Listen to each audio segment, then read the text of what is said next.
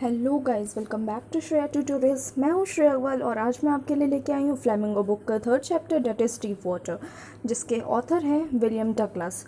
तो चलिए हम थोड़ा सा हमारे ऑथर के बारे में जान लेते हैं। William Oliver Douglas, he was born in October 16, 1898 and his death was at January 19, 1980. He was an American jurist and politician who served as an Associate Justice of the Supreme Court of the United States, who was known for his outspoken progressive views and is often cited as a Supreme Court's most liberal justice ever, nominated by President Franklin D. Roosevelt. Means आपको यहाँ पे ये बताया जा रहा है कि ये अमेरिका में ही पहले अब तो ये बात का इन्हें बताया जा रहा है कि जूरिस्ट एंड पॉलिटिशियंस बने, बट इनकी प्रियोर लाइफ में मैं आपको बताना चाहूँगी कि ये एक टीचर की तरह थे। जब ये अपने टीचिंग करियर में बहुत ज़्यादा टाइम तक थे, देन इसके बाद ये उस करियर से बोर हो गए थे, उस फील्ड से। Then he was at that time he was thinking that he have to go towards the president Franklin D Roosevelt, और इनकी जो है धीमे धीमे फ्रैंकलिन डी रूजवेल्ट से बहुत ज़्यादा अच्छी फ्रेंडशिप हो गई थी और उनके बहुत अच्छे ये एडवाइज़र बन गए थे। तो and at the time passes he was becoming a supreme court जज, और उनके ये जो है बेसिकली आप कह सकते हैं इंडिविजुअल राइट्स जो होते हैं ह्यूमन के, उनके लिए ये फाइट किया करते थे as a lawyer sorry. And then चलिए स्टार्ट करते हैं अपने चैप्टर के साथ। Deep water is about the writer's journey of overcoming the fear of water, which is deeply rooted in him since childhood. The author started fearing water since the age of 4. It starts when he was visiting California with his father. Means यहाँ पे ये बताया जा रहा है कि deep water एक journey है राइटर की, हमारे ऑथर की, जो कि अपने फियर से ओवरकम करना चाहते थे। उनका फियर वाटर को लेके था, बिकॉज उनके लाइफ में ऐसे कुछ इंसिडेंट्स हुए थे उनकी पास्ट लाइफ में जिनसे कि जिस वजह से कि वो अपने ये वाटर से जो है बहुत ज़्यादा इनको फोबिया टाइप डेवलप हो गया था, इनके माइंड में माइंडसेट हो गया था कि ये पानी से डरते थे। तो एक बार की बात है, ये जो है कैलिफोर्निया बीच पे अपने फादर के साथ गए थे।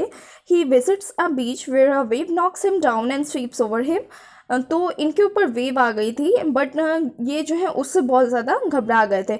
This terrifies the author a lot, although the father laughs of this knowing it was no danger. Means अब इनके फादर जो थे वो देखकर ये सब चीज़ें देखकर हंस रहे थे, क्योंकि वो जानते थे कि इसमें कोई बड़ा डेंजर नहीं है, ये सब तो बहुत छोटी छोटी चीज़ें। बट वो बच्चे थे उस टाइम पे एट द एज ऑफ 4, और that's why he was becoming और creating a mindset that he was fearing from the water. Is that clear to all of you? Then, however, this experience terrifies him and develops a fear of water. After that, when author is 11 years old, he experiences another incident which accelerates his fear. Means अब यहाँ पे आपको क्या बताया जा रहा है कि इस एक्सपीरियंस के बाद जो है ऑथर के मन में पानी को लेकर डर बैठ गया था। बट जब ऑथर 11 इयर्स के हुए, उन्हें लगा कि वो अब जो है मतलब अगर बीच पे ये डेंजर हो सकता है तो पूल में तो नहीं हो सकता। वो पूल साइड पे जाने लगे याकिमा पे, तो वहाँ पे उनके साथ सेम इंसिडेंट फिर से हुआ। He is at a swimming pool in Yakima trying to learn swimming. On one fine day, a bully decided to pull a dangerous prank. He pushes him in a deep end of a pool which frightens the author. Means अब यहाँ पे क्या बताया जा रहा है कि ये जब स्विमिंग पूल में, याकिमा के स्विमिंग पूल में, जिसका नाम YMCA स्विमिंग पूल था, उसके साइड में बैठे हुए थे। और किधर साइड बैठे थे? जिधर कि पूल बहुत ज़्यादा गहरा था, deep end of the pool पे ये बैठे हुए थे। एंड सडनली एक बुली आया and he through our author into the water. Then क्या हुआ, ये जो है जैसे ही इन्हें पुश किया डीप वाटर में, तो ये क्या हुआ था, बहुत ज़्यादा फ्राइटन हो गए थे, स्केयर्ड हो गए थे, आप कह सकते हैं बहुत डर गए थे। Then he reaches 9 feet into the water and starts struggling desperately to hold on to something. Moreover, he yells for help, but he starts feeling paralyzed and only his heart was moving on. Thus he gives up and readies himself to die, but wakes up at the pool side of a pool. मैं सब आपको क्या बताया जा रहा है, जिधर side ये पानी में गिरे थे उधर साइड ये 9 feet डीप जा रहे थे। And he was struggling desperately, means ये बहुत ही ज़्यादा अपने पूरे फुल एफर्ट्स लगा के, अपने पूरे गट्स को एक जगह कंबाइन करके फुलनेस के साथ जो है ऊपर आने की कोशिश कर रहे थे, और दूसरा किसी चीज़ को होल्ड करने की, जिससे कि ये और ज़्यादा डीप में ना जाए। Moreover, he yells for help. वो yells means आप कह सकते हैं shouting. He was shouting at that time for help, but he starts feeling paralyzed. अब वो क्या हो रहा था, उनकी आइज़ के सामने बिल्कुल ब्लैकआउट हो गया था. He was feeling that his curtain of flying was going to fall over there, and only his heart was moving or pumping over there. He gives up and realizes seems to die, but हाँ, अब उन्होंने देखा कि वो वहाँ पे उन्हें feel हो रहा था कि अब मैं बस मरने वाला हूँ, बट जब उनकी आंखें खुली तो उन्होंने देखा कि वो जो है पूल के साइड में थे. However, the terror he experiences while drowning never goes away. It continues to haunt him for many years and even spoiled his future expeditions concerning canoeing, swimming, fishing and more. Means अब आपको यहाँ पे ये बताया जा रहा है कि अब उनके जो एक्सपीरियंसेस थे, ये 2 बार जो उनके साथ लाइफ में हो चुका था पहले, इसलिए ये बहुत ज़्यादा डरे हुए थे अपने 2 पास्ट एक्सपीरियंसेस को लेकर. इनके मन में डर बैठ गया था.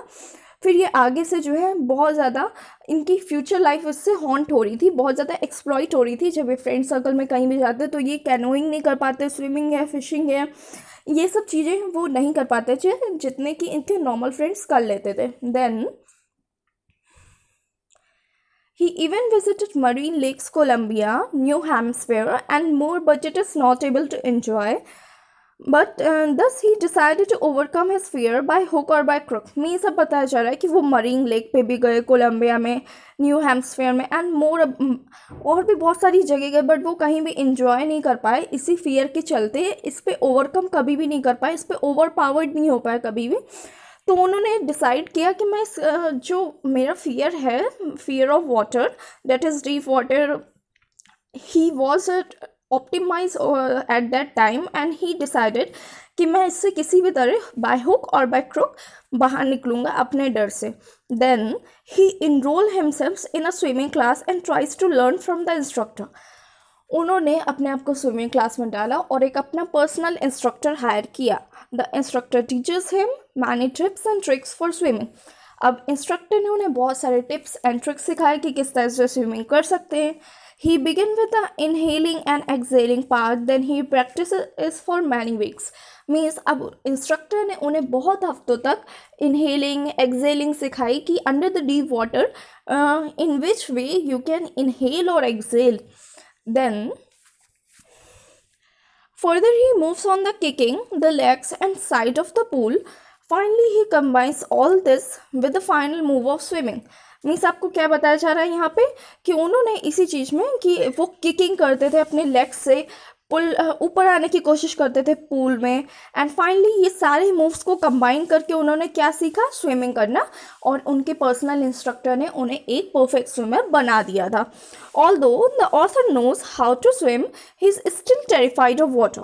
अब वो सीख गए थे वाटर में स्विम करना, बट फिर भी वो पानी से अभी भी डर रहे थे. Thus, in order to get rid of the fear, he decided to confront it. He mocks it by thinking, what can it be really do? Means अब वो जो है सोच रहे थे कि अपने फियर से किस तरह से बाहर निकले. तो उन्होंने अपने फियर का मजाक बनाने के लिए कहा कि मेरा फियर मेरा क्या बिगाड़ सकता है after all. Consequently, he plunges into the water and to his surprise, his fear goes away. He faced it in many places and at last manages to conquer it. Means आपको क्या बताया जा रहा है कि कई बार जो है वहाँ पे वो पानी के ऊपर चढ़ने की पानी से बार बार प्लंग करने की कोशिश करते थे, मीन्स अप साइड जंप करने की कोशिश करते थे. एंड टू हिज सरप्राइज, और उनके सरप्राइज में आप कह सकते हैं कि उनका जो सरप्राइज उनके लिए ये था कि उनका जो फियर ऑफ वाटर था वो एकदम से उन्हें पता भी नहीं चला और कब गायब हो गया उनके अंदर से. वो फियर उनके इंस्ट्रक्टर ने उन्हें डे बाय डे उन पे मेहनत करके, उनके साथ प्रैक्टिस करके उन्हें सिखा दिया और उनका फियर गायब हो चुका था. He faced it many places at last manages to conquer it. अब उन्हें ये डर दोबारा भी बहुत बार फील होता था, बट वो फिर भी उससे कन्कर कर लेते थे, मतलब ओवरकम कर लेते थे, उसके ऊपर ओवर पावर कर लेते थे. Is that clear to all of you? Then conclusion of a deep water is, to sum up deep water summary, we learn that if we are determined enough and have a courage, we can overcome any fear that comes to our way. Without letting the fear over powers. Means आपको यहाँ पे ये बताया गया है कि अगर हम इतने वेल ऑप्टिमिस्टिक हैं, अगर हम इतने डिटरमाइंड हैं कि हम अपने फुल एफर्ट और करेज को लेकर हम अपने फियर से बाहर निकल सकते हैं, तो कोई भी फियर हमारे ऊपर कॉन्कोर नहीं कर सकता, हमसे जीत नहीं सकता है, हमें ओवर पावर नहीं कर सकता है। Is that clear to all of you? So guys, अगर आपको मेरी वीडियो पसंद आई है तो please like, comment, share and subscribe करना बिल्कुल भी ना भूलें, एंड बेल आइकन को प्रेस कर दीजिएगा। Thank you so much.